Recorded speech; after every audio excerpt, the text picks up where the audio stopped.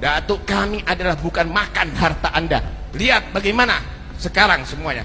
Anda muhibbin, Anda cinta kepada habaib, Anda ada di sini. Tapi habaib bagaimana menghargai Anda? Dipotongkan kambing 100 lebih untuk Anda.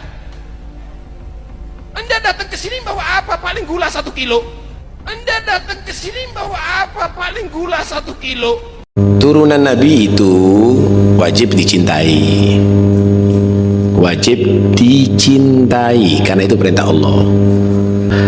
Yang memusuhi mereka itu kata Nabi memusuhi aku, memusuhi Allah.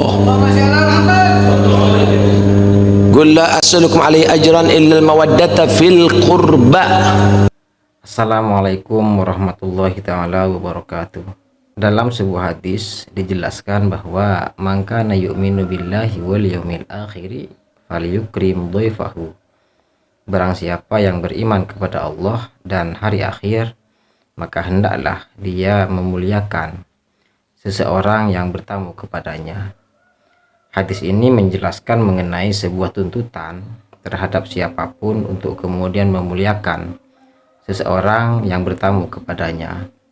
Kalau di masyarakat Madura itu sangat kental sekali kebudayaan masyarakat orang Madura, di mana kalau ada orang yang bertamu biasanya disembelihin ayam, dimasakin nasi untuk kemudian disuguhkan sebagai sebuah penghormatan yang dilakukan oleh masyarakat Madura terhadap tamu.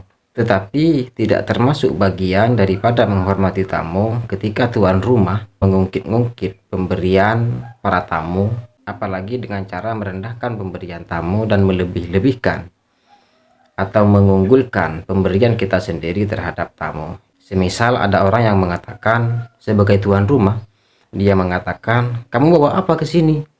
Kamu kan hanya bawa beras 1 kilo, sementara saya sudah menyembelih 100 unta lebih untuk kemudian menghormati kamu. Apa yang kamu bawa ke sini? Nah, ungkapan-ungkapan seperti itu tidak termasuk dari bagian menghormati tamu, bahkan termasuk bagian dari menyakiti tamu. Nah, hadis yang saya jelaskan tadi bahwa man kana yu'minu billahi wal yaumil akhir falyukrim dhaifahu itu adalah hadis untuk kemudian memuliakan tamu bagi siapapun yang kemudian menjadi tuan rumah. Jadi hadis itu berlaku sebagai paradigma bagi seseorang yang ada tamu atau ada seseorang yang bertamu kepadanya. Tapi jangan kemudian hadis itu dijadikan sebagai alat untuk seseorang yang bertamu untuk kemudian minta dihormati. Semisal ada seseorang yang bertamu ke rumah kita, tiba-tiba tamu itu menuntut untuk kemudian menghormati dan menggunakan hadis man kana yu'minu billahi wal yaumil akhir falyukrim dhaifahu. Kamu itu tidak memuliakan saya ini adalah tamu.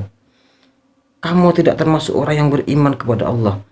Nah, kalau ada tamu yang seperti itu kan bukan bikin kita itu ingin menghormati tamu itu, Pak.